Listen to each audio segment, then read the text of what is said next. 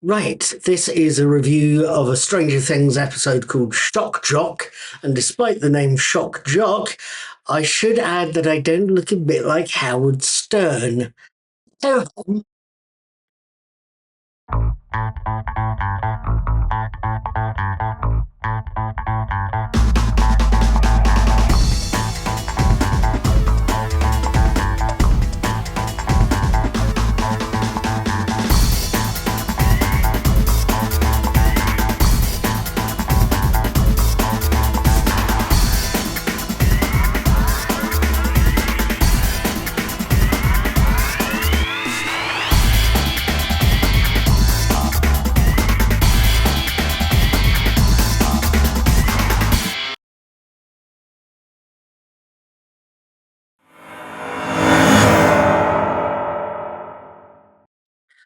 right, hello, good evening, good afternoon, good morning, good whatever it is, wherever you happen to be while you're watching this video. My name is Paul. I do a quiz every so often.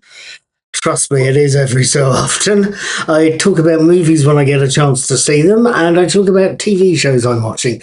Right at the moment, over the past few weeks, I've been watching the fifth series of Stranger Things, and it's turning into quite a well-made, entertaining little watch. This week, I've seen episode 5, Shock Jock, and I wanted to share my thoughts on the episode, however cheap those thoughts might be, and I thought that you might be interested in hearing them. Here's what I saw, here's what I thought.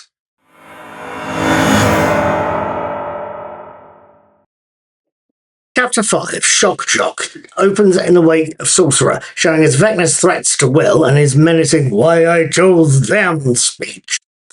It then shifts to a few minutes later, showing us Will Wires, no snap, telling his mother, Joyce, Winona Ryder, Matt, and Lucas, Finn Wolfhard, and Caleb McLaughlin, that all 12 of the children they were trying to protect had been kidnapped by the monstrous Vecna.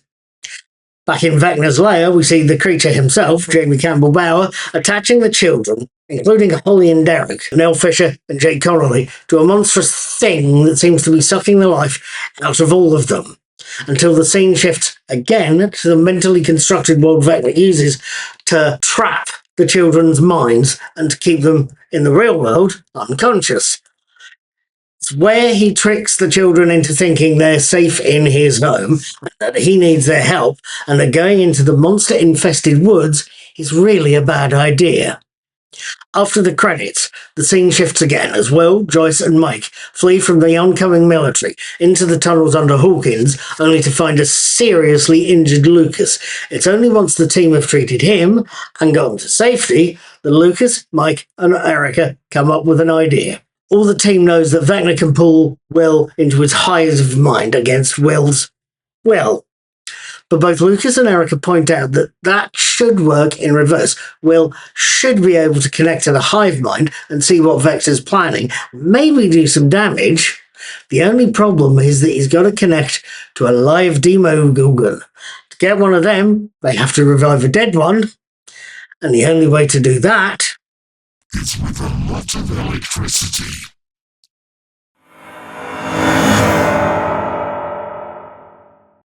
So what did I make of this episode of Shock Jock? If you've read or watched my reviews of The Turbo Trap and Sorcerer, you'll realise I feel the pair were good old-fashioned heist movies. We see a team assembled, we see it introduced, we see the plan explained and talked through, and we watch as the heist goes ever so slowly but ever so thoroughly wrong. Shock Jock is possibly the third in a series of heist flicks. It explains at least one plan, accessing Vecna by connecting to the hive mind, and shows the plan going wrong. Whilst Vecna equally fails to kill Max, his other evil plans are otherwise unhindered, and he leaves Will unconscious. It also shows us another plan, the Nancy-led team's attempt to find the shield generator, going drastically wrong when the team split up, and Jonathan and Nancy are about to make a fantastically drastic mistake. The question you're going to ask me is quite simply this. Heist-wise or otherwise, Paul, did you enjoy Shock Jock?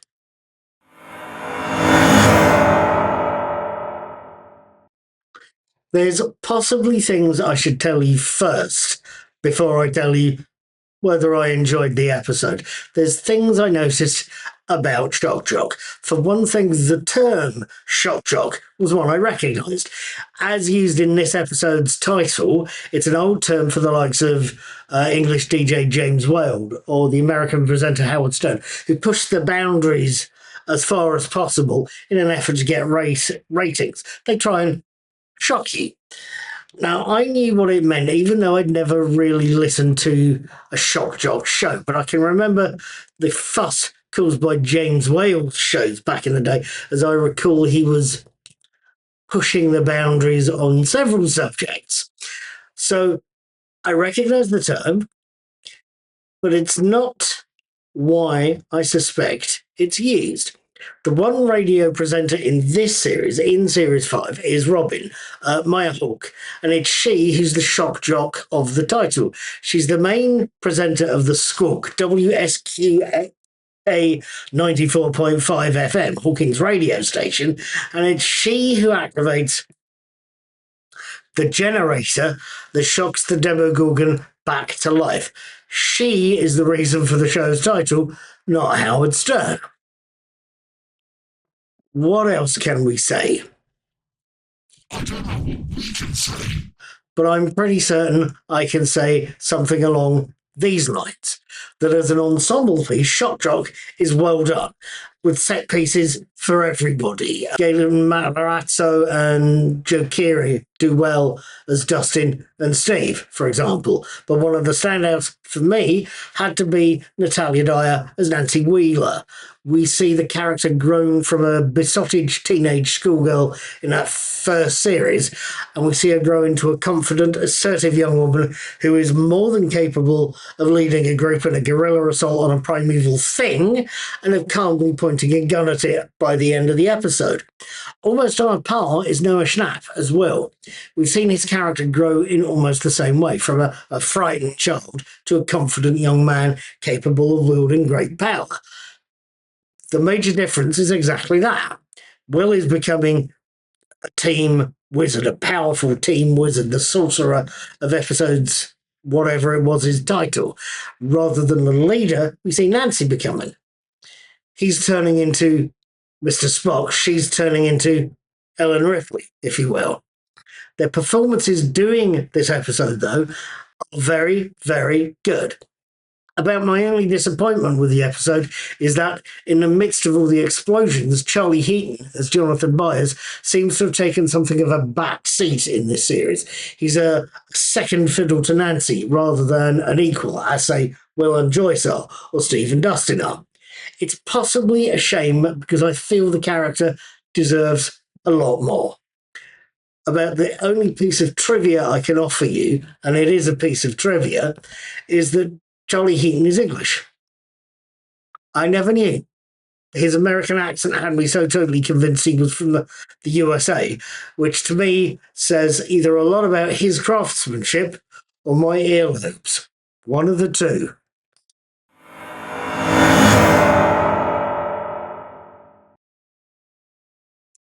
What else can I tell you? Probably plenty, including the simple fact I made an assumption in episode 4 and assumed I made an ass out of you and me both. I assumed Dustin, Gator Matarazzo, would find the wall around the upside-down Hawkins was being generated by Carly. I was wrong. Instead, 11 found Carly and was told that Carly, 8, had been used as a blood donor for the military unit headed by Dr. K, Linda Hamilton, and her blood was being used on imprisoned pregnant women in an attempt to repeat the procedure that saw the birth of both 11 and 8 and gave them their powers. Instead, I see that Dustin has found the wall isn't what the team thought it is, and that shooting the shield generator that powers it could prove fatal. His desperate last-minute attempts to warn Nancy and Jonathan form the basis of possibly the best cliffhanger in Series 5 so far.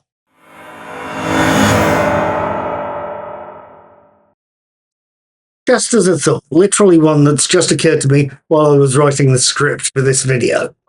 Series 4 told us that as a child, Vecna, Henry Creel was instrumental in the creation of the psychic children we've seen throughout this series. It's told us that 11, 8, and their generation of psychic kids were created by using or injecting pregnant women with Vecna's blood. And Shock Jock tells us Dr. K is doing the same with 8's blood, taking donations, heavy ones, and using them on pregnant women.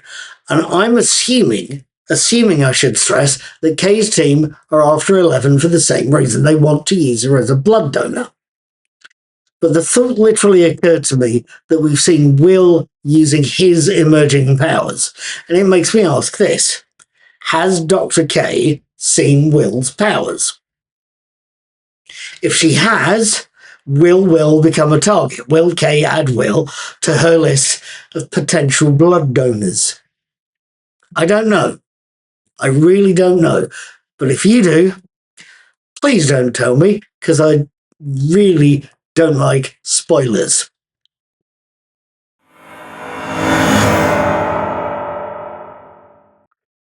With all of that lot said and done, what did I make of this episode of Shock Jock? At the risk of sounding monotonous, and I realise I like repeating myself, at the risk of sounding monotonous, ho-hum, it's fantastic. It is amazingly watchable and has one of the most gripping cliffhangers I think I've seen in a long time.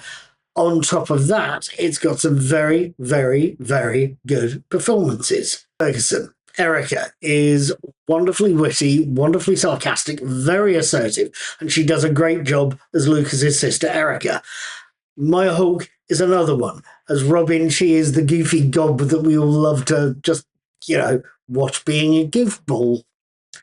Strange, I know, but she fits perfectly. She really is rather good. Natalia Dyer and Noah Schnapp are as wonderfully good as we've come to expect, and they're the ones worth watching over the course of this last series. Granted, I have a problem in that Charlie Heaton, I don't think, had enough to do with this season. But overall, I think Shock Jock is a very good episode indeed.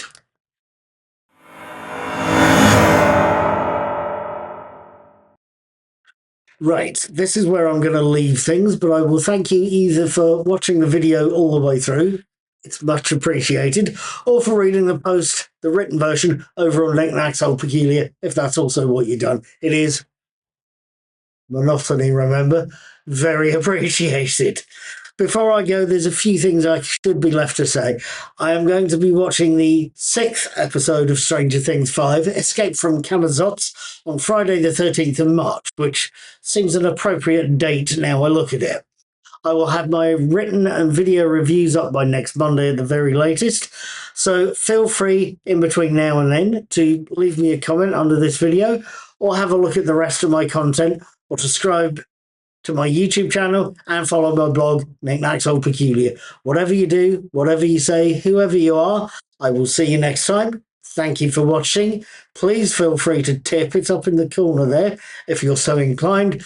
But if nothing else, please remember this. Be seeing you.